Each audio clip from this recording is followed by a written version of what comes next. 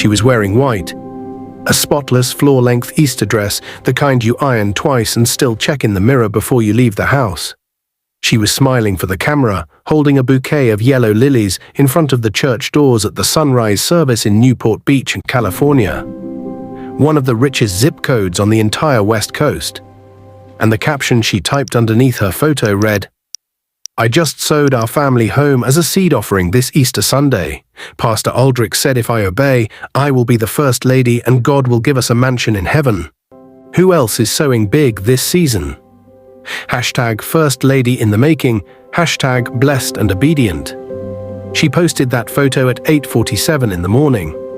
While our two kids, Colt, age 9, and Brielle, age 6, were on the church lawn in their matching Easter outfits, hunting for plastic eggs filled with candy. While I, her husband of 11 years, was standing 20 feet away holding a juice box and a camera, wondering why she had been gone for 30 minutes. And while she was inside that church office, signing the deed to our house over to a man who had been sleeping with her for 8 months.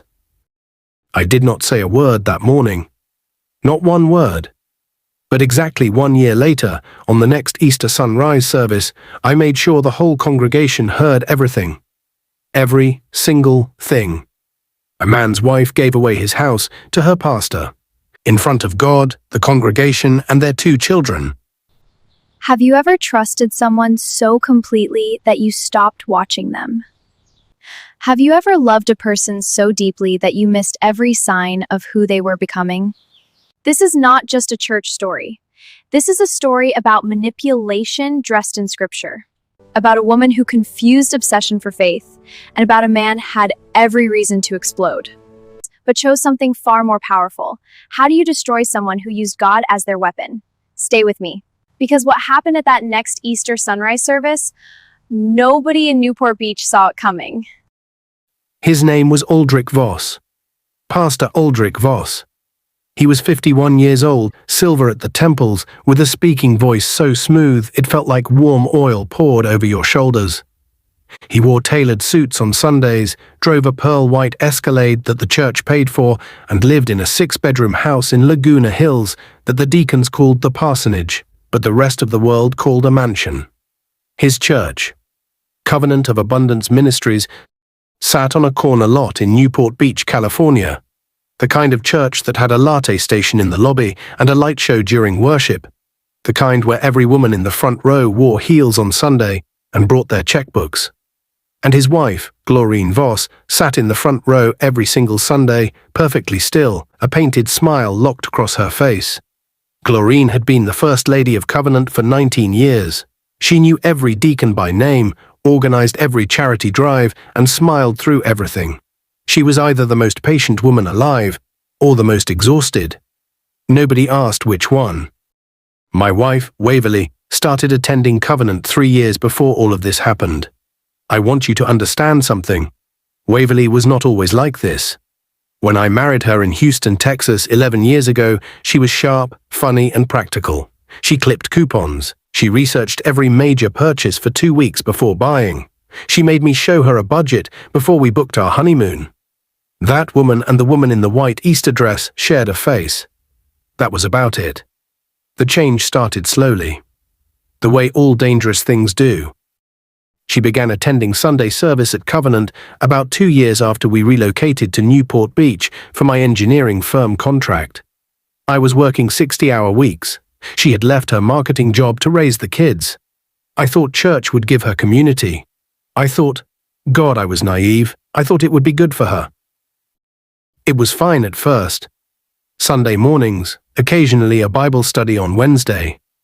Then it became Sunday morning, Sunday evening, Wednesday Bible study, Friday prayer night, and every special event Pastor Aldrich announced from the pulpit.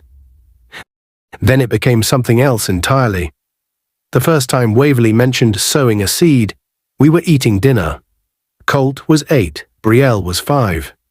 She brought it up the way you bring up buying a new blender, casually, between bites. Pastor Aldrich said if we want our finances to shift, we need to sow into anointed ground, she said, cutting Brielle's chicken into smaller pieces. I want to transfer $5,000 from savings this month. I put my fork down. $5,000. Waverley, I said, keeping my voice even, that is a third of our emergency fund. She looked at me with an expression I had never seen on her face before, patient, pitying, like I was a child who did not understand something very obvious. Rowan, she said. That is my name, Rowan Beckett. You don't have faith. That's why we've been struggling. The pastor says when a man lacks faith, he blocks the blessing for the whole family. I want you to really hear that sentence, because I have played it back in my head 1,000 times since then. She did not say, I disagree with you. She did not say, let's talk about this. She handed me a verdict. She told me the reason our family was struggling. We had moved to one of the most expensive counties in California, we were paying a mortgage, and we were raising 2 kids. Was because I did not believe enough. And she transferred the $5,000 the next morning before I woke up. I told myself it was a one-time thing. I was wrong about that. I was wrong about a lot of things. Over the next 14 months, Waverley sowed money the way some people breathe, steady, constant, without thinking about it. The retirement account, $11,000, gone in 3 transfers she described as prophetic giving. The kids' college fund, $8,000. She called it investing in eternal returns. I did not find out about the college fund until I called the bank to check balances for tax season. The woman on the phone read me the number, and I had to ask her to repeat it, twice. When I confronted Waverley, she did not flinch. She sat at the kitchen table with her Bible open and said, God will provide for Colt and Brielle in ways no college fund ever could. You're limiting them by putting your faith in a number in a bank account. I lost my temper that night. The first and only time I did. I am not proud of it.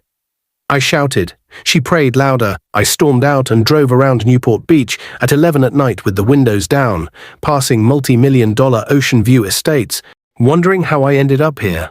But the moment that changed something permanently inside me, the moment I can point to and say, that is when I knew this was not faith, this was something sick, was 3 weeks later. Brielle came to me on a Saturday morning carrying her ceramic piggy bank, the one shaped like a pink elephant that Waverley's mother had given her for her 4th birthday. It was heavy. She had been dropping coins in it for 2 years. Daddy, Brielle said, Mummy says I have to give Pinky to Jesus so we can have a bigger house in heaven. But I don't want to. Her lip was shaking. And Mummy said not to tell you because you don't have faith. But Daddy, Pinky is mine. I held my daughter for a long time.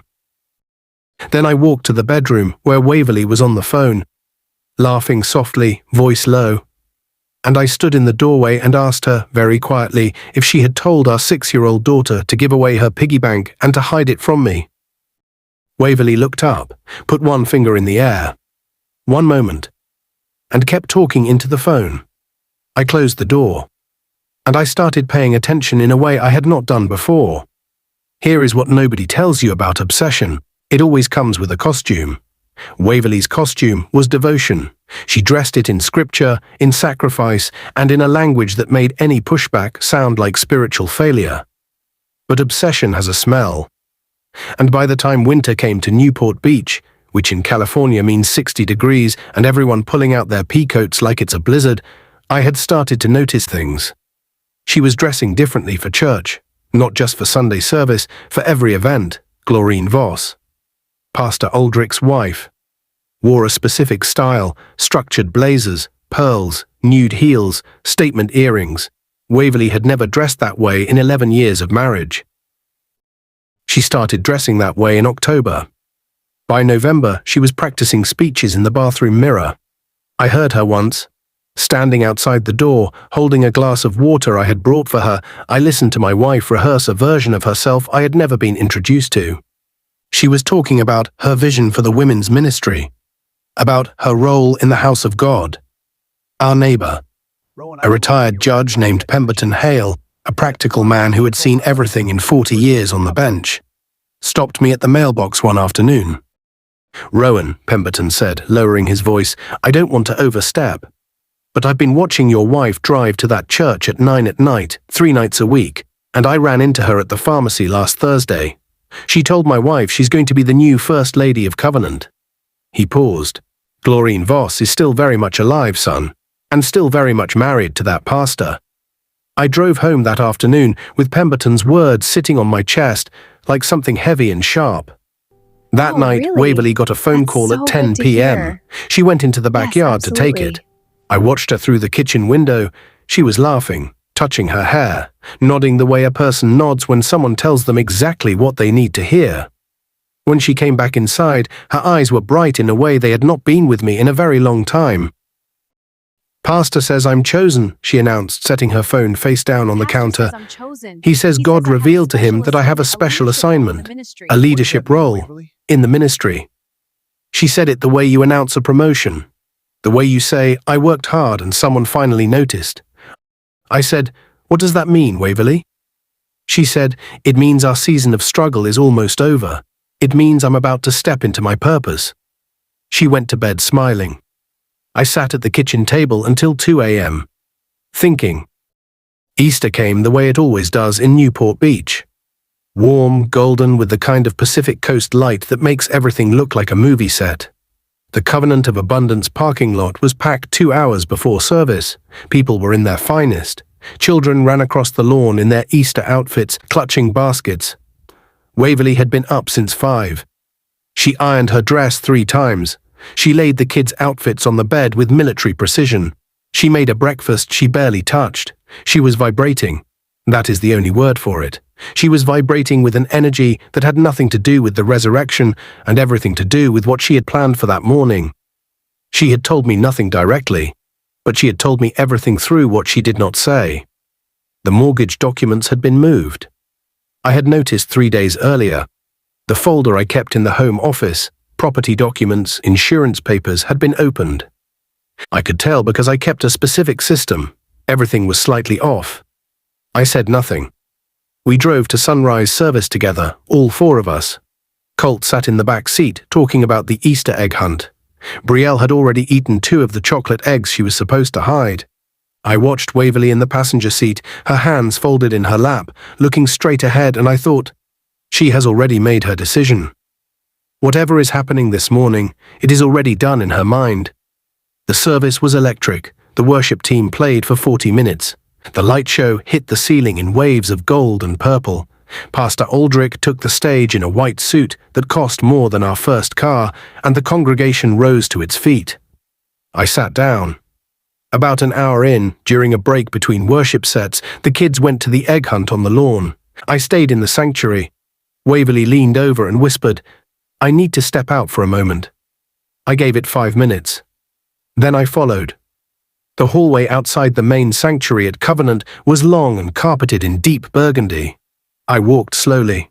My heart was calm. I do not know why it should not have been, but there is a particular kind of calm that comes when you are about to have a thing confirmed that you already know is true. Like the calm before you open the test results. You already know. The paper just makes it official. The door to the church administrative office was not fully closed. Through the gap, I saw Waverly at the desk, leaning over a document. I saw Pastor Aldrich beside her, his hand at the small of her back, his lips close to her ear. I heard his voice, that smooth, oiled voice, say, "This seed guarantees your place as First Lady, baby. God sees your sacrifice." And I watched my wife sign her name to the deed of our house. Then I watched her turn to face him, and I walked back to the sanctuary. I sat down. I folded my hands. And I listened to Pastor Aldrich walk back to the pulpit 20 minutes later and preach about sacrifice and obedience, while his wife Glorine sat in the front row with her painted smile, and my children came back from the egg hunt with grass on their knees. And nobody in that building knew what had just happened, except the 2 people who had done it. And me. We had Easter dinner at home that evening. I had cooked honey-glazed ham, roasted vegetables, and the dinner rolls Colt loved. I had set the table. I had put flowers in the center. Waverly sat down, glowing. She waited until I had served everyone's plates. Then she set down her fork, cleared her throat, and said, "I have an announcement. I gave the house to the ministry today, as a seed. Pastor Aldrich says God is moving us into a season of overflow. We won't need this house. God is preparing something so much greater." Colt looked up. "Are we moving?" We're moving into our blessing, baby, Waverly said. Brielle looked at me. She had learned at 6 years old to look at me when she wanted to know what was actually true. I picked up my fork. Let's eat, I said. Waverly stared at me. She had expected a fight. She had prepared for one. I could see it in the way her shoulders were squared, the way her jaw was set. She wanted me to argue so she could deploy every scripture she had memorized, every line Pastor Aldrich had rehearsed with her. I gave her nothing. I passed Colt the rolls. I cut Brielle's ham. I ate my dinner. And in my mind, very quietly, I began to plan. Let me ask you something. Have you ever been so betrayed, so completely, methodically, deliberately betrayed, that your anger burned cold instead of hot? Not the kind that makes you scream, the kind that makes you patient. That Easter dinner was April. The next Easter was 12 months away. I had 12 months. The first thing I did was find a real estate attorney, a sharp, no-nonsense woman named Cornelia Ashby, who operated out of a glass office in Irvine and had a reputation for winning cases that looked unwinnable.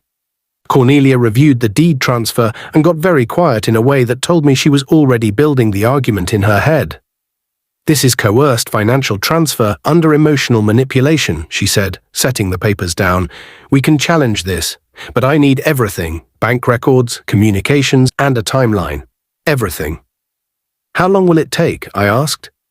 She looked at me steadily. Why? Do you have a deadline? Easter Sunday, I said.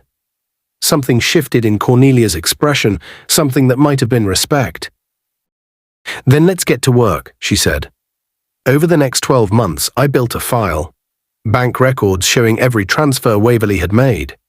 43 separate transactions, totaling over $67,000, funneled into Covenant of Abundance under the label of seed offerings. Text message screenshots that Waverly did not know I had seen, recovered from a shared cloud backup she had forgotten we both had access to. In those texts, Pastor Aldrich promised her the First Lady position explicitly, in writing, in exchange for her financial obedience. And then there were the voice recordings. Waverly had a habit of leaving voicemails for her church friends while she drove. Long, detailed voicemails where she said things she would never say at the dinner table. I did not intercept those messages. What I did find were voicemails she had accidentally left on our home phone, an old landline we kept for the kids' school contacts, when she dialed the wrong number. 3 of them.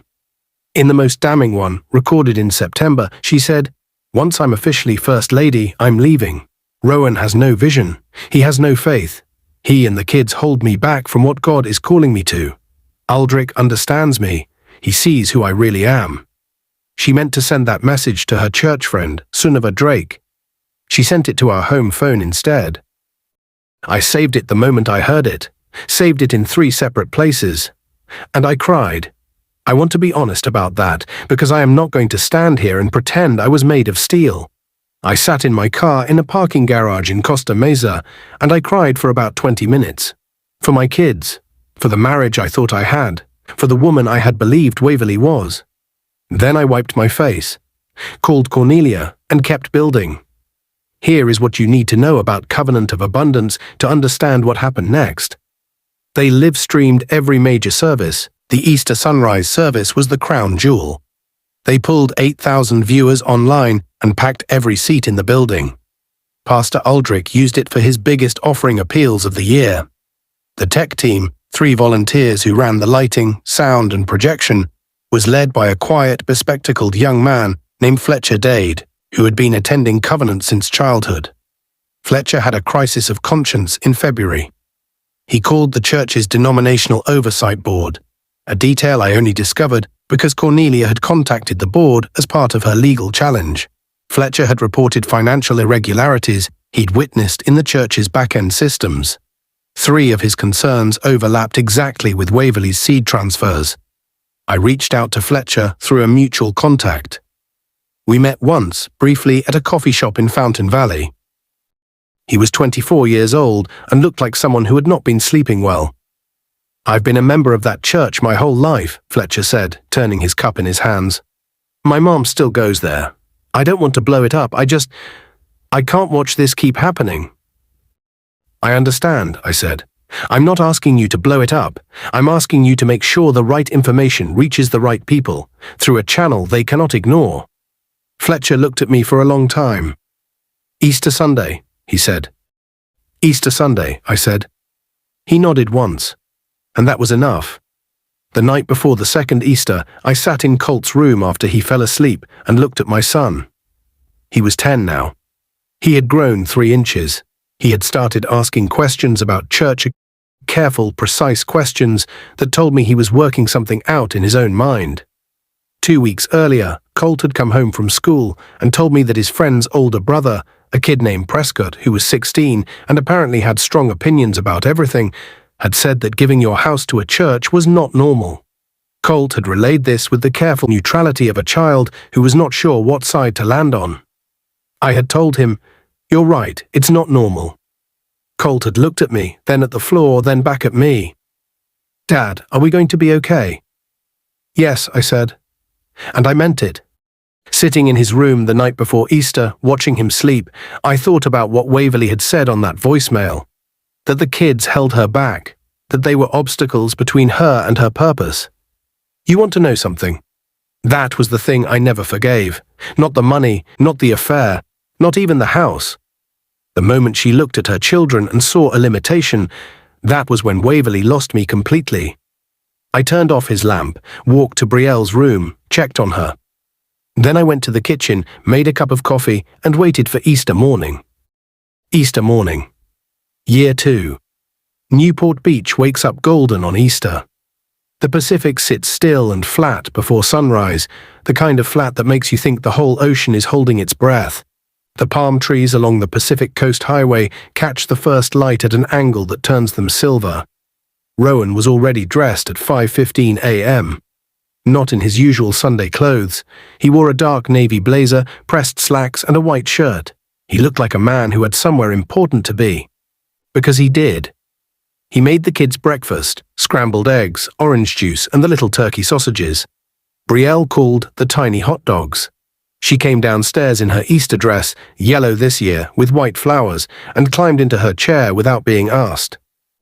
Colt came down next, 10 years old now, 2 inches taller than last Easter, with the kind of quiet that belongs to kids who have been watching adults too carefully for too long.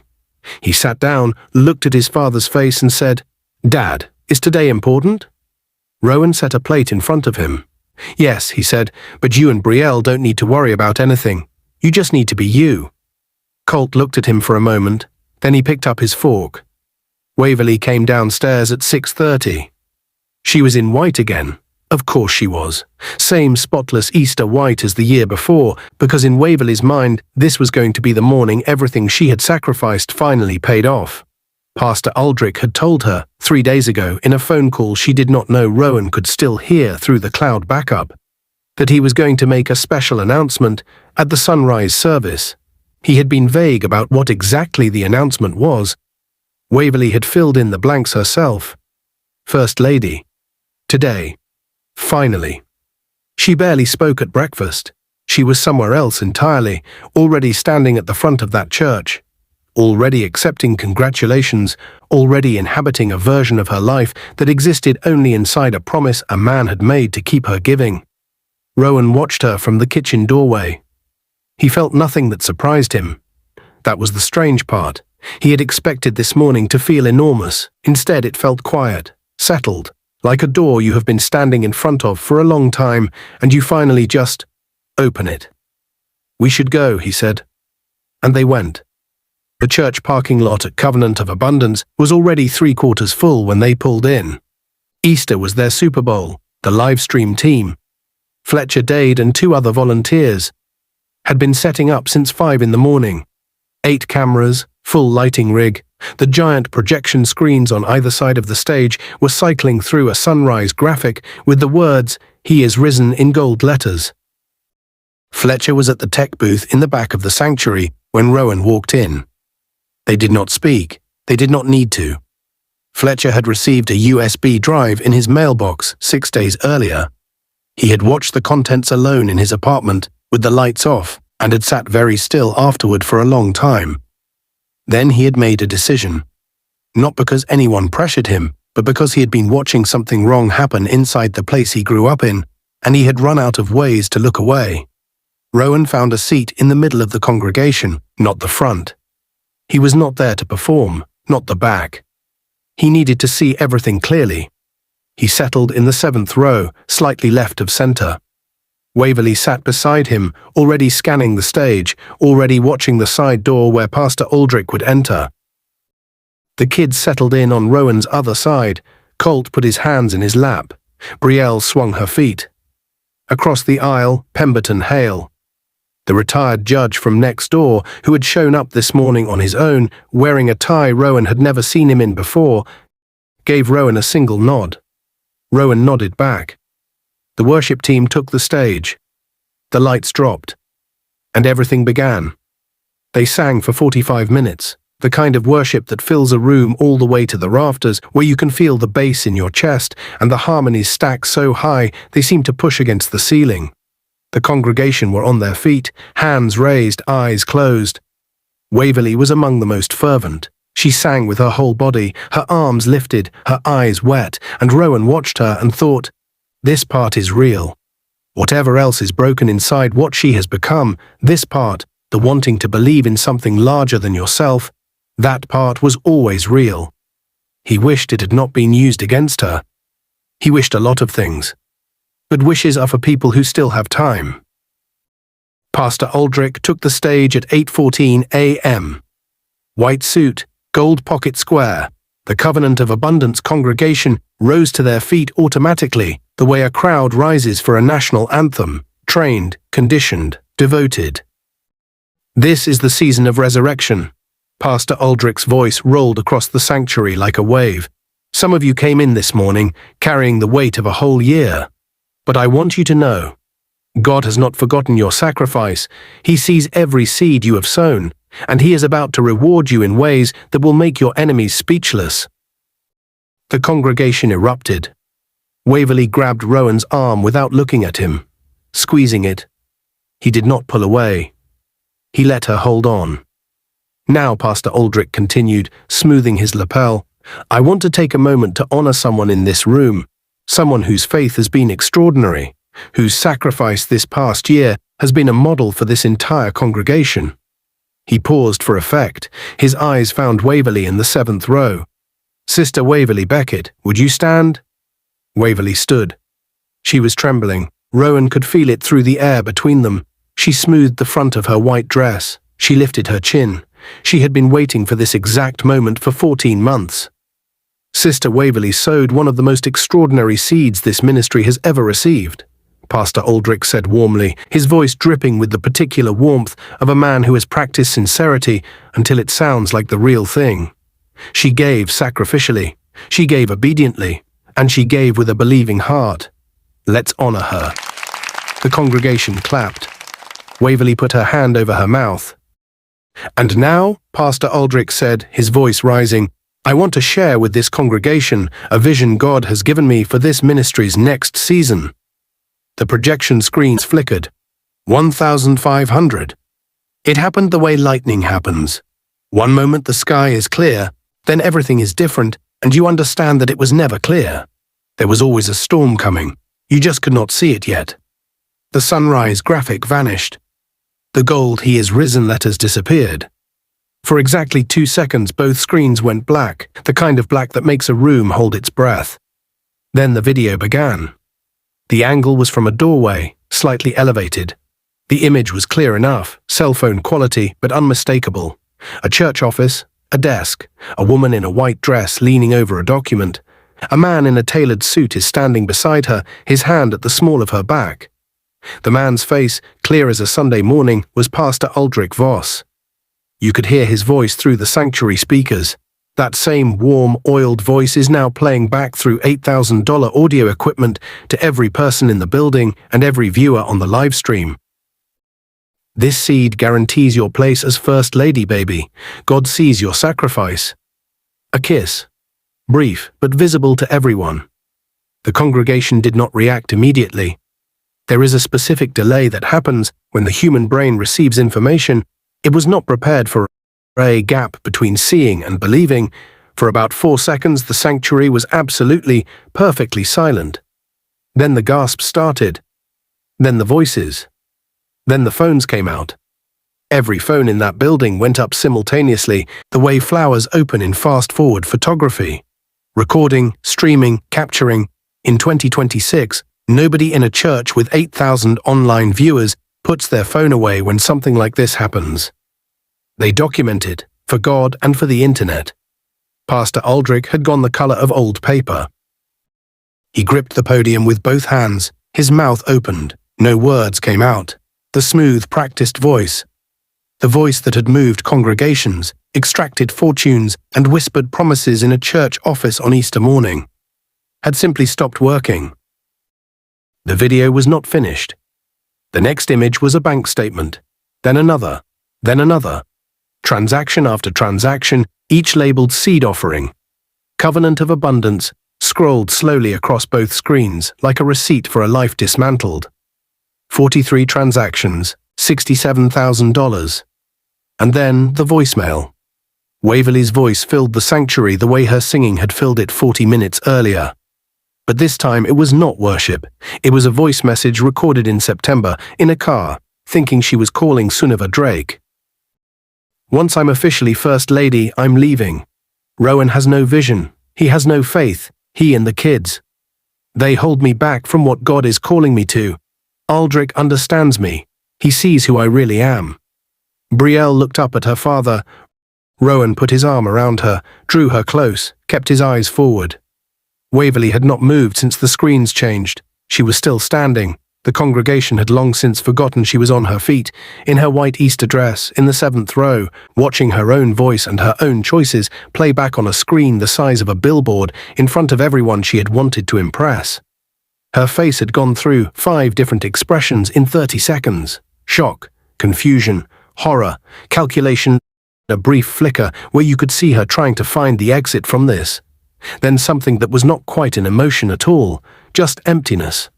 The look of a person watching a wall they built over 14 months come down in under 2 minutes.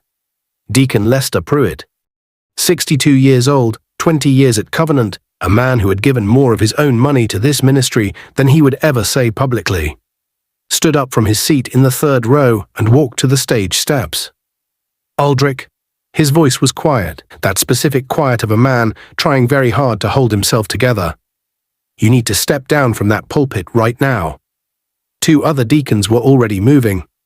Pastor Aldrich looked at Deacon Pruitt, then at the congregation, then at the screens, which had gone to a static freeze frame. His mouth worked silently.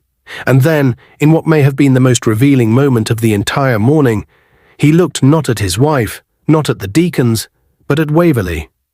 As if she should fix this. As if she had the power to take back what was already in the air of every phone and laptop connected to that live stream. Glorine Voss stood up from the front row.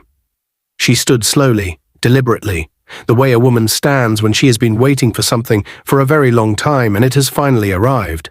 She picked up her purse from the seat beside her. She adjusted the pearl earrings at her ears. She smoothed the front of her blazer, the structured pearl button blazer that Waverley had been studying and copying for months. Then Glorine Voss walked out of the sanctuary without a word, without looking at her husband, without looking at anyone, just out.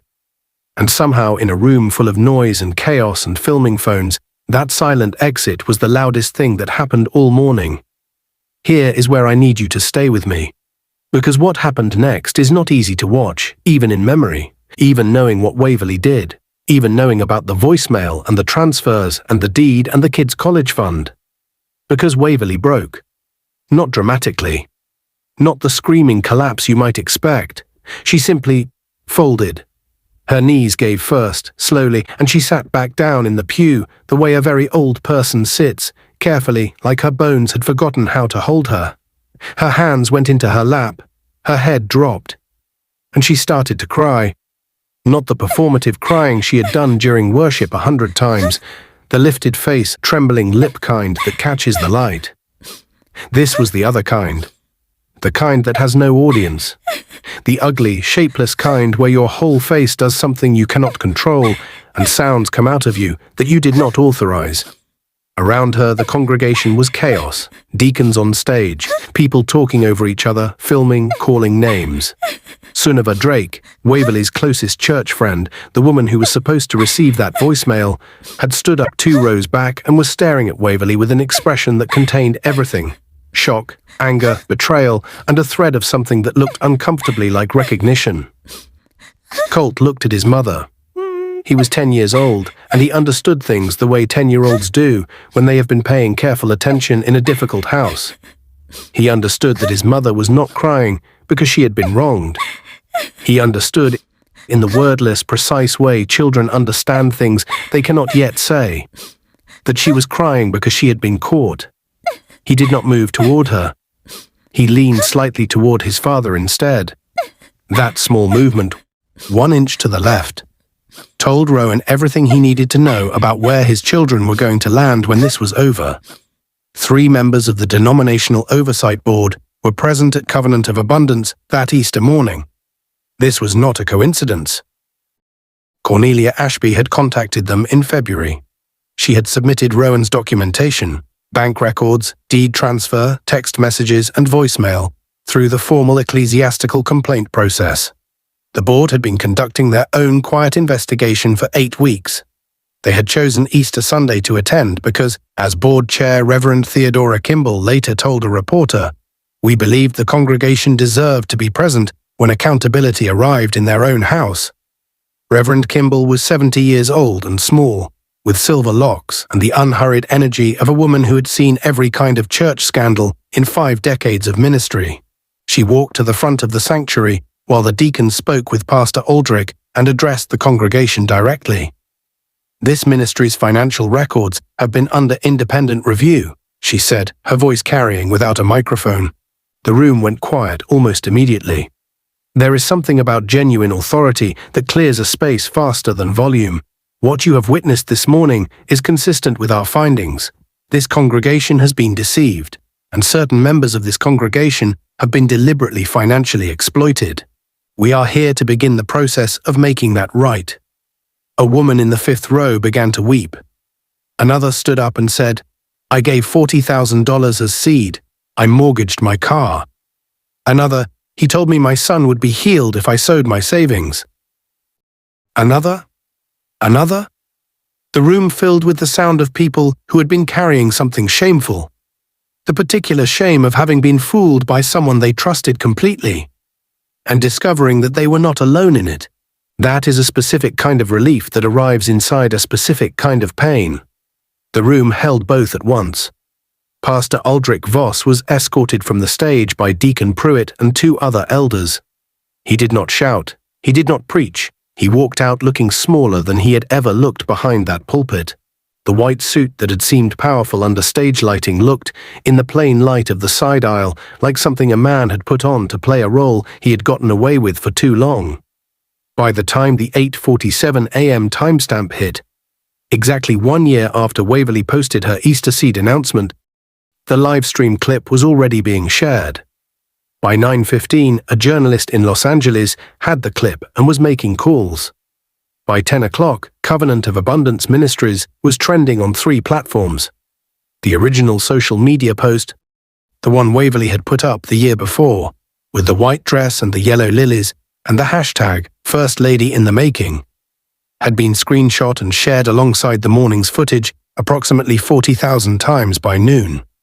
People who had never set foot in Newport Beach, California, were watching the clip of that church office, arguing in comment sections, calling their own pastors, texting their siblings. You know how it goes. The internet does not do half measures with church accountability content. It either ignores it or it burns the whole field down from 3 states away. It burned. By Monday morning, Covenant of Abundance's bank accounts had been frozen pending a full denominational financial audit. 3 other women had come forward with similar stories. Promises of spiritual positions in exchange for large donations. The district attorney's office in Orange County had opened an inquiry into whether Aldrich Voss's seed offering scheme constituted wire fraud. Cornelia Ashby gave one press statement, crisp and brief. "My client's home will be returned. The legal process is already underway. We have no further comment at this time. She had already filed the motion to reverse the deed transfer on the grounds of financial coercion. The church's attorneys, Rowan later learned, did not contest it. They had bigger problems. By 11 a.m., the sanctuary had mostly emptied. The tech team had gone home.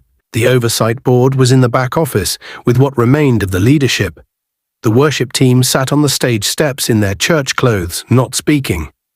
Rowan walked out of the front doors of Covenant of Abundance with Colt on his left and Brielle on his right. The Pacific Coast morning had warmed into the kind of April day that makes Southern California look like a postcard. Warm, bright, smelling of salt and cut grass and someone's backyard barbecue starting early. He stopped at the top of the church steps. Behind him, at the bottom of the steps, Waverly stood alone. She had not moved from that spot for 20 minutes. Her Bible was in her hands. The study Bible with the gold-edged pages that Pastor Aldrich had given her when she joined the women's leadership circle. She was holding it the way a person holds something they no longer know what to do with. Her church friends had not stayed. Sunniva Drake had walked out without looking back. The other women from the prayer circle, the Bible study group, and the Friday night intercessors, they had all filtered out in ones and twos, leaving Waverly in the diminishing crowd until she was simply standing there alone, in her white dress, in the April sun, outside a church that would never be the same. Rowan looked at her for a long moment. He wanted to feel something clean. Triumph or righteousness, or the particular satisfaction of a person who was right about something important. But what he felt was more complicated. Grief, maybe, not for himself. For Colt and Brielle, who would spend years making sense of this morning. For Waverly, who had walked into a manipulation so complete she had mistaken it for a calling. For Glorine Voss, who had smiled through 19 years of front-row performances before quietly picking up her purse and walking out. He felt tired. The kind of tired that comes after you have been holding something very heavy for a very long time and you have finally set it down. Brielle tugged his hand. "Daddy, can we get pancakes?" He looked down at his daughter. Yellow dress, white flowers, face completely open the way 6-year-old faces are, taking in the world without armor. "Yeah, baby," he said, "we can get pancakes." He took one more look at Waverly. She was watching the three of them, watching her family walk away in the Easter morning light, and her face held something he did not have a word for. Not regret exactly, not remorse. Something earlier than those, the beginning of understanding arriving too late. He turned away. He walked his children down the steps and across the parking lot and into the rest of their lives. Behind him, the church stood quiet in the April sun, and Waverly stood outside it, holding her Bible, watching the sunrise she had sacrificed everything to stand in front of as First Lady. She stood there alone. She wanted resurrection as First Lady. Rowan gave her truth on Easter morning instead. And sometimes, that is the more powerful miracle. The deed to the Beckett family home was legally returned within 61 days of Easter. Cornelia Ashby filed the motion.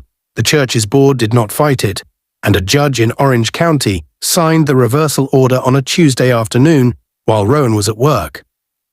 He got the call from Cornelia at 3:18 p.m. She said simply, "It's done. You have your house back." He thanked her, hung up, sat in his car for a moment. Then he called Colt's school and asked if he could pick him and Brielle up early. They went for ice cream on the pier. Colt got 2 scoops of Rocky Road. Brielle got strawberry and changed her mind halfway through and started eating Colt's. Colt let her. Rowan did not explain what the call had been about. Some things you do not explain to children. You just take them for ice cream and let them be kids. Waverly did not contest the divorce proceedings. She had moved to her sister's apartment in Riverside.